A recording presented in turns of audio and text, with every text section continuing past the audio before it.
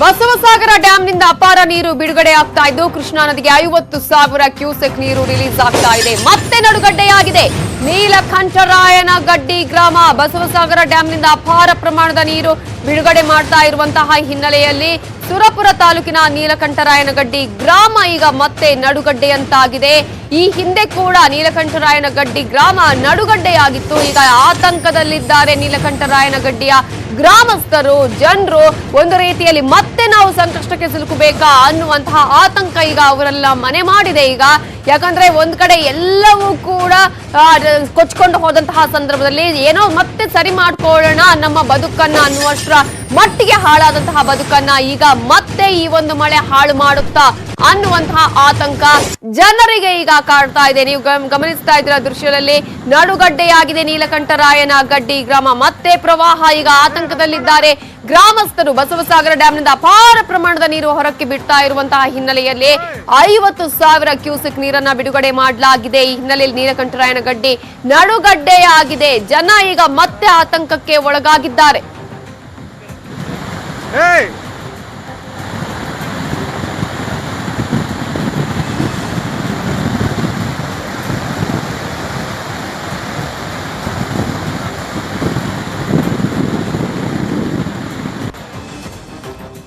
ಉತ್ತರ ಕರ್ನಾಟಕದಲ್ಲಿ ಮತ್ತೆ ಪ್ರವಾಹ ಭೀತಿರುವ ಹಿನ್ನೆಲೆಯಲ್ಲಿ ಈಗಾಗಲೇ ಕೂಡಲೇ ಮುಂಜಾಗ್ರತಾ ಕ್ರಮಗಳನ್ನು ಕೈಗೊಳ್ಳಬೇಕು ಅಂತ ಹೇಳಿ ಜಿಲ್ಲಾಧಿಕಾರಿಗಳಿಗೆ ಸೂಚನೆ ಕೊಟ್ಟಿರುವುದಾಗಿ ಡಿಸಿಎಂ ಗೋವಿಂದ ಕಾರಜೋಳ ಹೇಳಿದ್ದಾರೆ.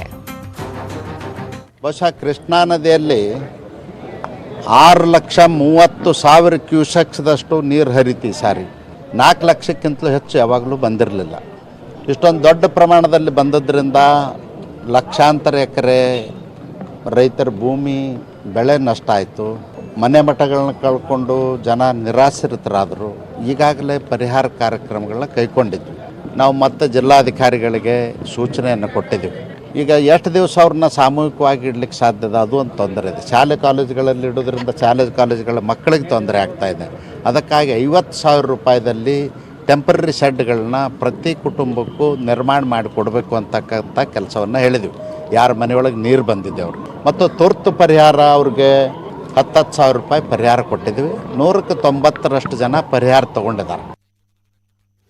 ಪ್ರವಾಹ ಸಂತ್ರಸ್ತರಿಗೆ ಗಾಯದ ಮೇಲೆ ಮತ್ತೆ ಬರೆ ಎಳೆದಿದೆ. ಚೆಕ್ ಕೊಟ್ಟ ಸರ್ಕಾರದ ಖಜಾನೆಯಲ್ಲಿ ದುಡ್ಡೇ ಇಲ್ಲ ಅನ್ನುವ ಪರಿಸ್ಥಿತಿ. ಸಂತ್ರಸ್ತರಿಗೆ ನೀಡಿದಂತಹ ಚೆಕ್ಗಳು ಈಗ ವಾಪಸ್ ಆಗ್ತಾ ಇದ್ದು ಪ್ರವಾಹ ಸಂತ್ರಸ್ತರಿಗೆ ಗಾಯದ ಮೇಲೆ ಬರೆ. ಇದು ಚೆಕ್ ಕೊಟ್ಟ ಸರ್ಕಾರದ ಖಜಾನೆಯಲ್ಲಿ ದುಡ್ಡಿಲ್ಲ, ಸಂತ್ರಸ್ತರಿಗೆ ನೀಡಿದ ಚೆಕ್ಗಳನ್ನ ಈಗ ವಾಪಸ್ ಮಾಡಲಾಗ್ತಾ ಇದ್ದು ಸಂತ್ರಸ್ತರ ಚೆಕ್ಗಳು ಬ್ಯಾಂಕ್ನಿಂದ ವಾಪಸ್ ಬರ್ತಾ ಇದೆ. ಇದು ವಿಜಯಪುರ ಜಿಲ್ಲೆ ಮುದ್ದೇಬಿಹಾಳ ತಾಲೂಕಿನ ದೇವೂರ ಸಂತ್ರಸ್ತರ ಗೋಳಿನ ಕತೆ. ಬ್ಯಾಂಕ್ ಅಲ್ಲಿ ಹಣ ಇಲ್ಲ ಅಂತ ಹೇಳ್ತಾ ಇದ್ದಾರೆ ಬ್ಯಾಂಕ್ನ ಸಿಬ್ಬಂದಿ. ಒಂದ್ ಕಡೆ ಸಂತ್ರಸ್ತರಿಗೆ ಚೆಕ್ ಅನ್ನ ವಿತರಣೆ ಮಾಡಲಾಗಿತ್ತು, ಆದ್ರೆ ಈಗ ಬ್ಯಾಂಕ್ ಅಲ್ಲಿ ಹಣ ಇಲ್ಲ ಅಂತ ಹೇಳಿ ಚೆಕ್ ಅನ್ನೇ ವಾಪಸ್ ಕೊಡ್ತಾ ಇದ್ದಾರೆ ಬ್ಯಾಂಕ್ನ ಸಿಬ್ಬಂದಿ.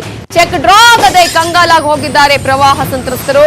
ಬ್ಯಾಂಕ್ ಸಿಬ್ಬಂದಿಯ ನಡೆಗೆ ಸಂತ್ರಸ್ತರು ತೀವ್ರ ಆಕ್ರೋಶವನ್ನ ಹೊರಹಾಕ್ತಾ ಇದ್ದು ಸಮಸ್ಯೆ ಪರಿಹಾರ ಮಾಡದಂತಹ ರಾಜಕಾರಣಿಗಳ ವಿರುದ್ಧ ಈಗ ತೀವ್ರ ಆಕ್ರೋಶ ವ್ಯಕ್ತವಾಗ್ತಾ ಇದೆ.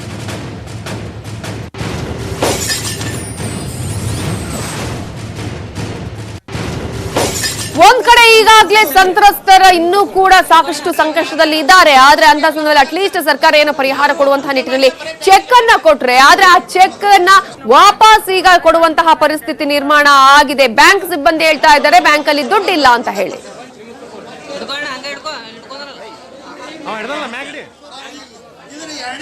ಅಡ್ಡಾಡಕತ್ತೇವಲ್ಲ ಸರ್, ಇದು ಕೆಲಸ ಬಿಟ್ಟು ಇವತ್ತು 15-16 ದಿವಸ ಆಯ್ತು ನಾವು ಅಡ್ಡಾಡಕತ್ತಿ. ನಿಯಮದ ಪ್ರಕಾರ ಅವ್ರು 14 ದಿವಸಕ್ಕೆ ಚೆಕ್ ನಾನು ಕ್ಲಿಯರೆನ್ಸ್ ಮಾಡ್ಕೊಡ್ಬೇಕಲ್ಲ. ಚೆಕ್ ಕಲೆಕ್ಷನ್ ಹೋಗಿ ಅದು ನಮ್ದು ಸ್ಟೇಟ್ ಬ್ಯಾಂಕ್ ಅವ್ರು ಕೊಟ್ಟಿದ್ದು ಯೂನಿಯನ್ ಬ್ಯಾಂಕ್ ಕೊಟ್ಟಾರ. ಯೂನಿಯನ್ ಬ್ಯಾಂಕಿಗೆ ಇದು ಸ್ಟೇಟ್ ಬ್ಯಾಂಕ್ ಇಂದ ಯೂನಿಯನ್ ಬ್ಯಾಂಕ್ ಹೋಗ್ಬೇಕಾದ್ರೆ 14 ದಿವಸ ಏನ್ ಅವ್ರು ತಗೋತಾರ, ಆ ಫಾರ್ಮಾಲಿಟಿ ಮುಗಿದೋಗ್ಯದ.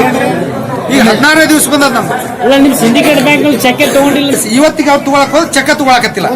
ಅಂದ್ರೆ ಚೆಕ್ ದುಡ್ಡು. ಇನ್ನಷ್ಟು ಸುದ್ದಿಯನ್ನು ನೋಡೋಣ ಚಿಕ್ಕ ಬ್ರೇಕ್ ಆದ್ಮೇಲೆ.